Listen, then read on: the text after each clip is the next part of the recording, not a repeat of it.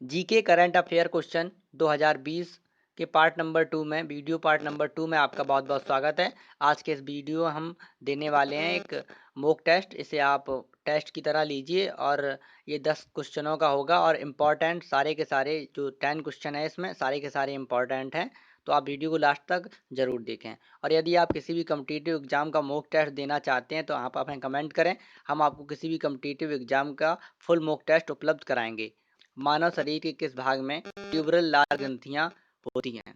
Option है गलकोष में, प्यूस्का ग्रंथि के पास, कंठनली में, आंत में। तो मानव शरीर के किस भाग में ट्यूबरलेस ग्रंथियां होती हैं? तो ऑप्शन नंबर ए बिल्कुल सही हो जाएगा, यानी कि गलकोष में। मानव शरीर के गलकोष में ट्यूबरल लाल ग्रंथियां होती हैं। तो चलिए इसे विस्तार से जान लेते हैं।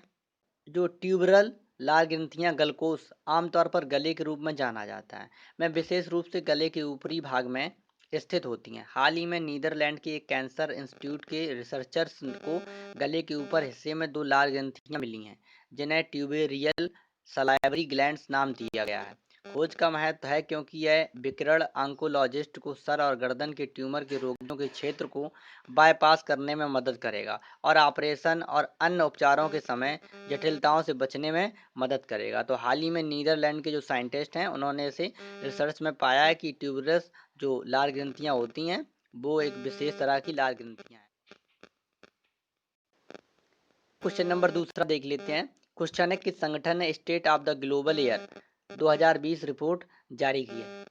तो किस संगठन ने ये रिपोर्ट जारी की है? ऑप्शन है विश्व आर्थिक मंच, स्वास्थ्य प्रभाव संस्थान, ऑप्शन नंबर सी स्वच्छ वायु के लिए गठबंधन और ऑप्शन नंबर डी है ग्लोबल एक्शन प्लान। तो 2020 में एक state of the global year report जारी की है, तो वो किस संगठन ने की है? आपके सामने ऑप्शन है, आप लगा सकते हैं। आप भी अपना आंसर हमें कमेंट बॉक्स में लगा सकते हैं और आपके कितने नंबर आए हैं, 10 में से कितने सही गए हैं, वो भी आप कमेंट बॉक्स में बता सकते हैं। तो ऑप्शन नंबर बी स्वस्थ प्रभाव संस्थान इसका बिल्कुल सही आंसर हो जाएगा, ऑप्शन नंबर बी। तो चलिए इसे डिटेल में जान लेते हैं। State of the global year 2020 report को हेल्थ इंडेक्स इंस्टीट्यूट ने global burden of release disease के नाम, यानी कि जो जीवीडी है उसके साथ साझेदारी में जारी किया है। संगठन परिणामों का आकलन करने के लिए उपग्रहों और ग्राउंड मॉनिटर की डेटा का उपयोग करता है। रिपोर्ट के बारे में, रिपोर्ट के अनुसार भारत में प्रति व्यक्ति उच्चतम प्रदूषण 83.2 माइक्रोग्राम प्रति क्यूबिक मीटर का सामना करना पड़ा। 2019 में सर्वाधिक ओजोन प्रदर्शन में भी भारत दुनिया भर में तीसरे स्थान पर था। वैश्विक आबादी के 90% ने पार्टिकुलर मैटर पीएम यानी कि 2.5 की वार्षिक औसत का अनुभव किया, जो WHO द्वारा निर्धारित वायु गुणवत्ता के लिए 10 माइक्रोग्राम प्रति क्यूबिक मीटर दिशा निर्देश से अधिक है। तो ये किसने जारी किया है? इफेक्ट इंस्टीट्यूट और ग्लोबल वार्डन ऑफ डिजीज दोनों ने एक साथ जारी किया है। चलिए अगला क्वेश्चन देख लेते हैं। अगला प्रश्न है किस मंत्रालय ने लाइफ इन मिनिएचर परियोजना की शुरुआत की है? ऑप्शन है विज्ञान प्रौद्योगिकी मंत्रालय, ग्रामीण विकास मंत्रालय, बिजली मंत्रालय या संस्कृति मंत्रालय। तो किस मंत्रालय ने लाइफ इन मिनिएचर परियोजना की शुरुआत की है? तो कौन सा आंसर सही हो जाएगा? तो ऑप्शन नंबर डी बिल्कुल सही हो जाएगा। इसमें किस मंत्रालय ने लाइफ इन मिनिएचर परियोजना की शुरुआत की है? तो संस्कृति मंत्रालय ने इसकी शुरुआत की है। तो चलिए इसे डिटेल में जान लेते हैं। संस्कृति मंत्रालय के तहत नई दिल्ली में स्थित राष्ट्रीय संग्रहालय ने 22 अक्टूबर 2020 को गूगल आर्ट्स एंड कल्चर के साथ साझेदारी में लाइफ इन मिनिएचर परियोजना की शुरुआत की है। इस नई परियोजना का मतलब क्या है? तो इस नई परियोजना के तहत दुनिया भर के लोग गूगल आर्ट्स एंड कल्चर पर अब से नई दिल्ली स्थित राष्ट्रीय संग्रहालय के कई सौ लघु चित्रों को देख सकेंगे। परियोजना में मशीन लर्निंग संबंधित वास्तविकता और उच्च प्रभाषा रोबोट कैमरों के साथ डिजिटलीकरण जैसी तकनीकों का इस्तेमाल कई जादुई तरीके से कला के इन विशेष कार्यों को प्रदर्शित किया जाएगा। तो आप याद रखिए, संस्कृति मंत्रालय द्वारा जो लाइफ इन मिनिएचर परियोजना है उसकी शुरुआत की गई है। तो इसका महत्व क्या है? क्योंकि ये डिजिटलीकरण से संबंधित है तो इम्पोर्टेंट है, परीक्षा में पूछा जा सकता है। अगला प्रश्न देख लेते हैं। अगला प्रश्न है भारतीय वायुसेना की पहली महिला अधिकारी का क्या नाम है जिनका हाल ही में निधन हो गया? तो वायुसेना की पहली महिला अधिकारी थी जिनका हाल ही में निधन हो गया, उनका नाम क्या है? ऑप्शन है आपके सामने स्वाति चंद्रा, पारुल जायसवाल, विजय लक्ष्मी रमनन और हिना भारद्वाज। तो जो वायुसेना की पहली महिला अधिकारी थी वो हो जाएंगी, ऑप्शन नंबर सी बिल्कुल सही हो जाएगा, विजय लक्ष्मी रमनन। तो विजय लक्ष्मी रमनन जो ऑप्शन नंबर सी है बिल्कुल सही हो जाएगा। चलिए इसे डिटेल में जान लेते हैं। भारतीय वायुसेना की पहली महिला अधिकारी विंग कमांडर अवकाश प्राप्त थी ये विजय लक्ष्मी रमनन थी। वह 1955 में शॉर्ट सर्विस कमीशन में आर्मी मेडिकल कोर में शामिल हुई और 1962, 66 और 71 के युद्धों में घायल सैनिकों के साथ हुई थी। और 1962 और 1966 और 1971 के युद्धों में घायल सैनिकों के साथ एक स्त्री रोग विशेषज्ञ के रूप में भारतीय वायुसेना में पहली महिला कमीशन अधिकारी के रूप में शामिल किया गया था। उन्होंने मद्रास मेडिकल कॉलेज में 1943 में MBSc की डिग्री हासिल की और प्रसूति एवं स्त्री रोग में MD पूरा किया था। तो ये इम्पोर्टेंट है। तो चलिए अगला प्रश्न देख लेते हैं। हम सारे फैक्ट जो सारे प्रश्न हैं उनको डिटेल से पढ़ रहे हैं ताकि हम ज़्यादा से ज़्यादा रिलेट कर पाएँ। चलिए अगला प्रश्न देखते हैं।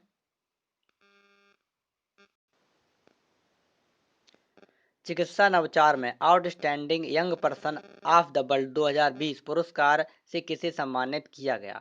यानी कि जो चिकित्सा नवाचार outstanding young person of the world का 2020 में पुरस्कार प्रदान किए गए, तो उसे किससे सम्मानित किया गया? तो ऑप्शन है आपके सामने जैनीन बर्गीज, श्रीकांत चिजकर और लॉयड फॉर्माइल और स्वाति बोंदिया। तो जो चिकित्सा नवाचार का outstanding young person of the world पुरस्कार मिला वो जैनीन बर्गीज को मिला। तो ऑप्शन नंबर ए बिल्कुल सही हो जाएगा, जैनीस बर्गीज। इनके बारे में डिटेल से हम पढ़ लेते हैं।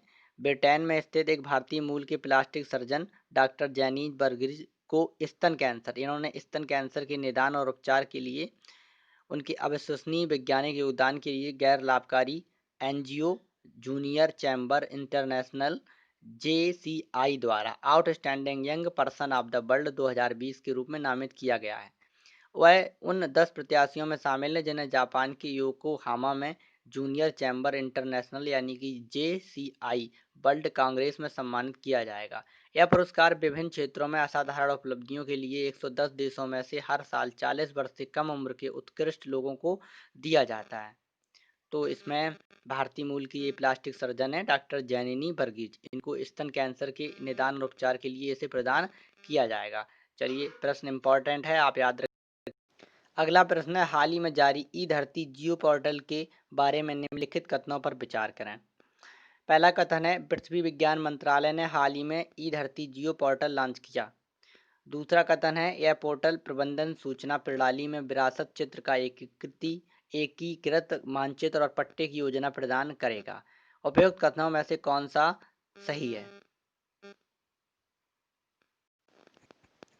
तो ऑप्शन है आपके सामने, ऑप्शन नंबर ए उपरोक्त सभी, ऑप्शन नंबर बी केवल एक, और ऑप्शन नंबर सी केवल दो, और ऑप्शन नंबर डी उपरोक्त में से कोई नहीं। तो आंसर हो जाएगा आंसर नंबर सी, यानी कि क्वेश्चन का जो ऑप्शन है ऑप्शन नंबर सी केवल दो। यानी कि हम दूसरा कथन देख लेते हैं। तो दूसरा कथन है, यह पोर्टल प्रबंधन सूचना प्रणाली में विरासत चित्र का एक एकीकृत मानचित्र और पट्टे की योजना प्रदान करेगा। तो जो ई धरती पोर्टल है जियो, यानी कि ई धरती जियो पोर्टल, उसका काम होगा। डिटेल देख लेते हैं। तो केंद्रीय आवास और शहरी मामलों के मंत्रालय ने हाल ही में ई धरती जियो पोर्टल लॉन्च किया है।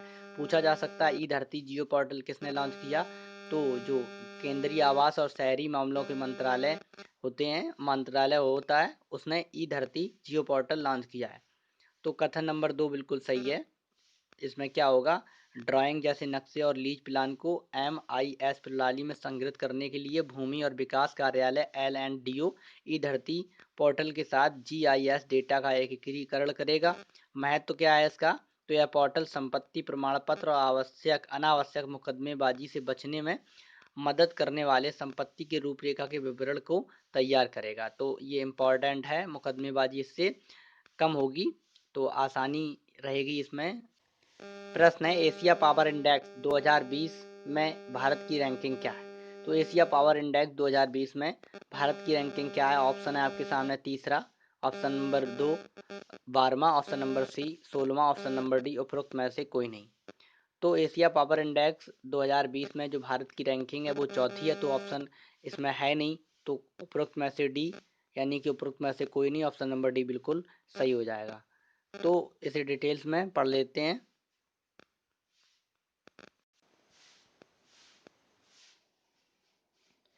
एशिया पावर इंडेक्स 2020 में भारत को 100 में से 39.7 अंक के साथ चौथा स्थान प्राप्त हुआ है। तो आप याद रखिए, एशिया पावर इंडेक्स में 2020 में जो जारी हुआ उसे भारत में, यानी कि भारत को इसका स्थान चौथा स्थान प्राप्त हुआ है। तो इस इंडेक्स में एशिया प्रशांत को प्रभावित करने वाले सबसे शक्तिशाली देश के रूप में अमेरिका ने 81.6 के स्कोर के साथ अपनी स्थिति बरकरार रखी। तो पहले नंबर पर कौन है? तो अमेरिका है, और इसके बाद क्रमशः तीसरे स्थान पर चीन और जापान है। तो तीसरे और चौथे स्थान पर क्रमशः चीन और जापान है। तो यह सूचकांक सिडनी स्थित लोबी इंस्टीट्यूट द्वारा जारी किया गया है, जो एशिया देशों में यानी कि सापेक्ष शक्ति का आंकलन करने के लिए 26 देशों और क्षेत्रों को रैंक प्रदान करता है। तो इम्पोर्टेंट है एशिया पावर इंडेक्स 2020, याद रखिए भारत की स्थिति इसमें चौथी है और पहला स्थान अमेरिका को प्राप्त है, और दूसरे और तीसरे नंबर पर क्रमशः चीन और जापान है। अगला प्रश्न है, किस संगठन द्वारा मेरी सहेली पहल की शुरुआत की गई है?